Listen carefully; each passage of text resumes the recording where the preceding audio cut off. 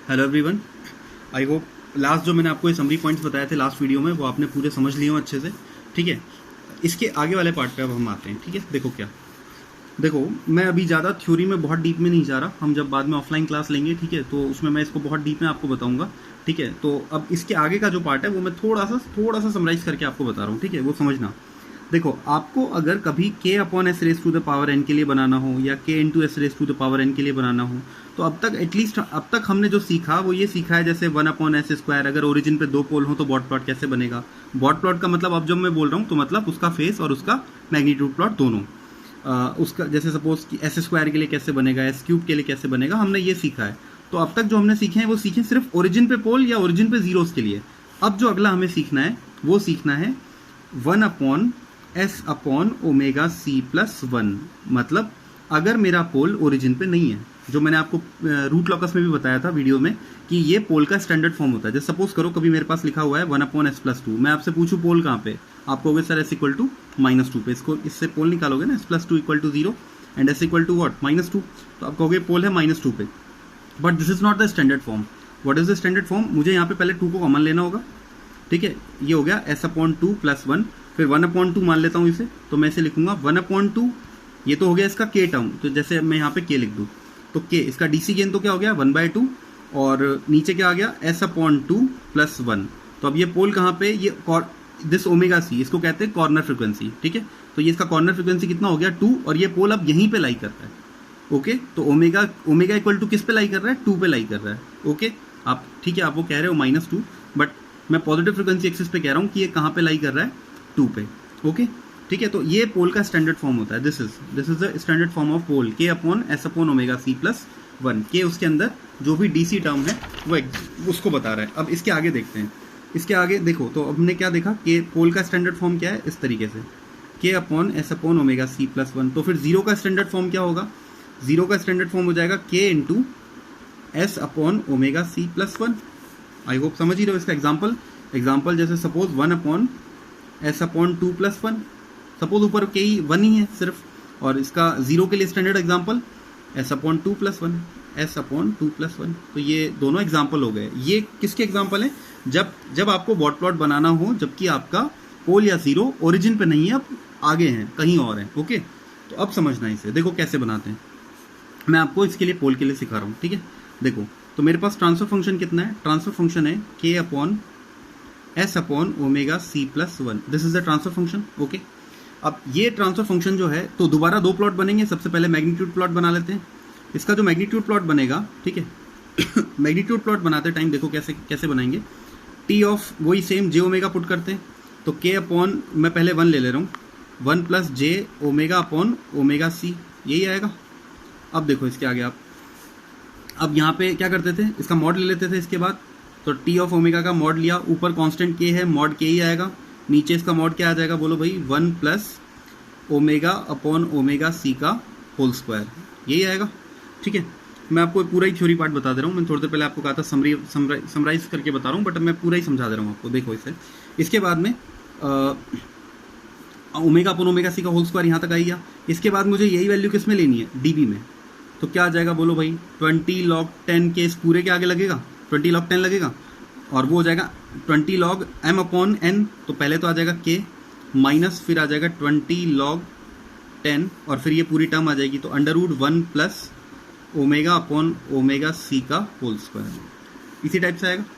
अब देखो आप इसके आगे यहाँ पे समझना इसे एक बार। मैं इस k को तो 1 मान ले रहा हूँ। जैसे सपोज करो मैं स्टार्टिंग ही किससे की है, 1 upon s upon omega c plus 1 से, आप ये मान लो। ठीक है, तो ये टर्म तो 0 हो गई, 20 log 10 1, तो ये टर्म तो 0 हो गई। तो मैं अब किसके लिए बना रहा हूँ, एक तरह से T of omega in D B is equal to -20 log 10 √1 plus omega upon omega c का होल स्क्वायर। तो देखो इसका मैग्नीट्यूड प्लॉट कैसे बनता है, समझना ध्यान से। देखो जब ओमेगा को आप ओमेगा सी से बहुत कम ले रहे हो, जब ओमेगा आपका जो भी आप यहाँ पे फ्रीक्वेंसी ले रहे हो वो ओमेगा सी से बहुत कम है, इसको समझना ये क्या चीज़ हो रही है। देखो इधर बताता हूँ मैं आपको, यही है आपका log 10, just 1 second, log 10 omega आपका यही है। तो जब ये आपकी ओमेगा जो भी आप यहाँ पुट कर रहे हो, जैसे 0.1 है, अच्छा ये इसको देखो, ये ओमेगा सी मान लेते हैं 2 है, तो ये ओमेगा एक्चुअली वो ओमेगा की तो वैल्यू है, तो यहाँ पे आएगा 2 कहीं पे, ठीक है, यहाँ पे जैसे 1 आया था। तो जब तक आपका जो भी आप ओमेगा पुट कर रहे हो, ये जो ओमेगा पुट कर रहे हो ये इस ओमेगा सी, यही तो है ओमेगा सी 2, सपोज अगर यहाँ 2 हो तो जब तक आपका ओमेगा इस ओमेगा सी से बहुत कम है, यानी कहाँ पे, इतने पार्ट में, यहाँ पे क्या हो रहा है आपका ओमेगा ओमेगा सी से बहुत कम है, इजंट इट, ओमेगा 0.1 है जबकि ओमेगा सी कितना है 2 है, तो इस रेंज में, ठीक है, 3 हमें रेंज बनानी है, जब ओमेगा ओमेगा सी से बहुत कम हो, ठीक है। फिर इसके बाद जब ओमेगा एग्जैक्टली ओमेगा सी के इक्वल हो, आप फ्रीक्वेंसी पुट करते करते करते करते कहाँ पहुँच गए, एग्जैक्टली ओमेगा सी पे, और उसके बाद जब आपकी फ्रीक्वेंसी ओमेगा ओमेगा सी से बहुत ज़्यादा हो, ठीक है। तो ये 3 फ्रीक्वेंसी रेंज हमें लेनी है, omega greater than omega c, ठीक है। तो देखो कैसे बनता है, जब omega less than omega c होगा तो आप खुद सोचो ये क्वांटिटी बहुत छोटी आने वाली है, ओमेगा ओमेगा सी से पहले ही कम है, उसका स्क्वायर और कम हो गया, तो ये ओवरऑल क्वांटिटी तो बहुत ही कम हो गई 1 से, ठीक है। तो ये इसको 0 मान लो, मतलब इसको मैं ये कह सकता हूँ omega upon omega c tending toward 0, this I can say, तो ये तो 0 हो गया पूरा ही। यहाँ बचा -20 log 10 √1 + 0, तो ये कितना आ गया, ये आ गया -20 log 10, जस्ट 1 सेकेंड, और 1, तो ये अल्टीमेटली हो गया 0 dB, क्योंकि 20 log 10 क्या होता है, ये log 10 1 क्या होता है 0, तो शुरू में कितना आया 0 dB, बना देते हैं इसे। तो शुरू में कितना है, शुरू में है भाई ये 0 dB, बिल्कुल 0 dB, ये 0 dB यही होता है, तो शुरू में चल रहा है 0 dB, और ऑब्वियसली बात है फिर स्लोप भी क्या रही होगी 0 dB पर डिकेड। इसके बाद जैसे जैसे आप हायर स्लोप की तरफ जाओगे, सॉरी जैसे जैसे आप ओमेगा हायर फ्रिक्वेंसी की तरफ जाओगे, omega greater than omega equal to omega c region में आने लगोगे, तो ओमेगा अपॉन ओमेगा सी की वैल्यू कितनी हो जाएगी यहाँ पे 1, तो आप यहाँ पे 1 पुट करोगे तो ये हो जाएगा 1 + 1, तो ये वैल्यू कितनी हो गई, ये हो गया -20 log base 10 √2, and when you will calculate you will get 3.01 dB minus. तो देखो आप 0 dB से कितना नीचे आ गए, -3.01 dB, तो आप थोड़ा, ये तो 0 dB है, ये 0 dB एक्सिस है, और आप इससे कितना नीचे आ गए, आप 2 पे आते आते या ओमेगा सी पे आते आते आप कितना नीचे आ गए, ये कितना है, ये है -3.01 dB। ये एक बार इसको ऐसे ही बनने तो जैसे बन रहा है, मैं इसके बाद इसको सिंपलेस्ट फॉर्म में बताऊंगा अभी। इसके बाद जैसे जैसे आप omega greater than omega c, अब आप खुद अंदाजा लगा सकते हो, जैसे जैसे फ्रिक्वेंसी बढ़ाते चले जाओगे, क्योंकि अब ये लाइन नीचे जाने लग गई, तो अब ये क्या होगा, अब ये इसको फॉलो करते करते और इधर चली जाएगी। मैं आपको शो करके दिखाता हूँ, देखो कैसे। Omega greater than omega c के लिए मैं क्या लिख सकता हूँ कि omega upon omega c tending towards infinite, मतलब ये टर्म बहुत बड़ी हो जाएगी अब, और अगर ये टर्म बहुत बड़ी हो गई तो 1 से तो बहुत ही बड़ी हो जाएगी, तो इस पूरे को अपन क्या लिख सकते हैं, देखो इसको लिख सकते हैं -20 log base 10 और √, अब देखो ओमेगा अपॉन ओमेगा सी अगर टेंडिंग टूवर्ड्स इनफाइनाइट है तो ये 1 से बहुत बड़ा हो गया, 1 को नेग्लेक्ट कर दो, तो यहाँ पे क्या बचेगा, ओमेगा अपॉन ओमेगा सी का स्क्वायर से √, हट गया, तो ओमेगा अपॉन ओमेगा सी का स्क्वायर से √, हट गया, कितना बचा, यहाँ बचा -20 log 10 omega upon omega c, यही तो बचा। अब इसको ओपन कर दो, तो -20 log 10 omega + 20 log 10 omega c, ये नीचे वाले को जो ऊपर लाओगे तो एक माइनस साइन आएगा, वो माइनस और ये माइनस प्लस हो जाएगा, ठीक है, log 10 ओमेगा। अब आप खुद सोचो ये क्या है, T of omega in dB है, तो ये पूरा तो क्या हो गया y, ये हो गया m, ये हो गया x और ये हो गया c, तो ये दोबारा एक स्ट्रेट लाइन है जिसकी स्लोप कितनी है -20, फोकस ऑन इट, -20 स्लोप है, ठीक है, -20। तो मैं यही तो समझाना चाह रहा था कि ये बाद में क्या होगा, ये बाद में इस स्लोप को फॉलो करता हुआ यहाँ पे ओमेगा सी से, और ये किस स्लोप को, -20 dB पर डिकेड की एक एसिम्पटोट को फॉलो करता हुआ ये कर्व नीचे चला जाएगा। अब मैं इसका फाइनल कर्व बनाता हूँ, देखो the final curve will be like this. आप ये नहीं बनाओगे कभी बॉट प्लॉट में ऐसे बनाओगे, जब तक ओमेगा सी अचीव नहीं हुआ तब तक तो कितना रहा, 0 dB पे रहा, और इसके या 0 dB पर डिकेड की स्लोप रही और 0 dB पे ही रहा, और ये क्या बन रहा है, ये बन रहा है T of omega in dB magnitude plot. और जैसे ही ओमेगा सी अचीव हुआ, लाइन की स्लोप के साथ आगे बढ़ रही है, -20 dB पर डिकेड की स्लोप के साथ इस तरीके से बढ़ रही है, ठीक है। आई थिंक मैं देखो इसको आपको पहले इस तरह बताता हूँ, ये हो गया बॉट प्लॉट, ये अगर बेसिक लाइन, ये अगर अपना log 10 ओमेगा है, ठीक है, तो ये अगर log 10 ओमेगा है, तो देखो मैं अब आपको बहुत सिंपल फॉर्म में बता रहा हूँ, समझना इसे। देखो जैसे सपोज मुझे बनाना है इसका 1/s/2 + 1 इसका बनाना है, तो देखो क्या होगा, ये पोल कब है, 2 पे है, तो आप 2 पे फोकस करो। जब तक ये पोल नहीं हो अचीव, जब तक इस पोल तक नहीं पहुंचे हो, तब तक कितना 0 dB, कुछ नहीं है 0 dB। और जैसे ही इस पोल पे पहुंच जाओगे, ये पोल कितनी स्लोप देगा, ये पोल कितनी स्लोप देगा -20, तो -20 ये इस तरीके से चलने लग जाओगे, ठीक है। ये -20 dB पर डिकेड, ये हो गया इसका बॉट प्लॉट।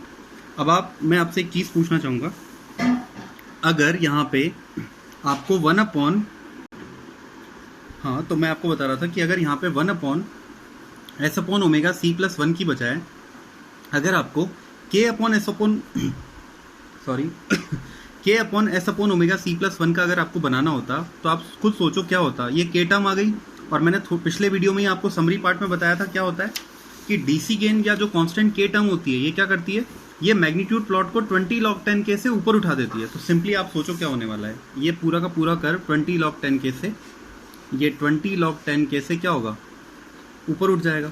सपोज ये k यहाँ पे 1 है, तो log k की वैल्यू 1 है, तो log 10 1 20 log 10 1 कितना हो गया, ये 0 dB हो गया, तो कुछ नहीं उठने वाला ऊपर। लेकिन अगर यही यहाँ पे मान लो k 10 हो जाता, तो फिर 20 k 10 हो जाता, तो 20 log 10 1, तो फिर ये कितना हो जाता, log 10 10 होता 1, ये हो जाता 20, तो ये हो जाता 20 dB। तो ये पूरा का पूरा कर्व अब कितना ऊपर उठ गया, 20 dB। तो अब ये कहाँ से चलता, 20 dB से ऐसे कांस्टेंट चलता रहता, और उसके बाद वही -20 dB पर डिकेड की स्लोप को लेके नीचे जाता रहता। लेकिन हमेशा इनमें डिफरेंस कितना होता, 20 dB का डिफरेंस होता, जो हमने पिछले वीडियो में समरी में बात कही कि मैग्नीट्यूड प्लॉट के साथ क्या होने वाला है, वो पूरा का पूरा 20 log 10k से ऊपर उठ जाएगा। आई होप ये चीज़ समझ आ गई होगी आपको। ओके, अब देखो इसके बाद आगे वाले पॉइंट पे आते हैं। जो नेक्स्ट पॉइंट अब मैं आपको बताना चाह रहा हूँ कि ये बॉट प्लॉट आपने बनाना किसका सीखा, ये जो बॉट प्लॉट आपने बनाना सीखा है, ये किसके लिए सीखा है, ये आपने सीखा है बेसिकली लाइक जब ओरिजिन पे नहीं, ओरिजिन से आगे, ओरिजिन के बाद कहीं और, जैसे सपोज 2 पे, यहाँ पे ωc2 पे अगर आपके पास पोल हो तो, ठीक है। अगर इसी पॉइंट पे आपके पास 2 पोल हो, तो यहाँ पे अगर 2 होता तो आप खुद सोचो, अगर यहीं पे 2 पोल होते तो यहाँ पे 2 आता, ठीक है।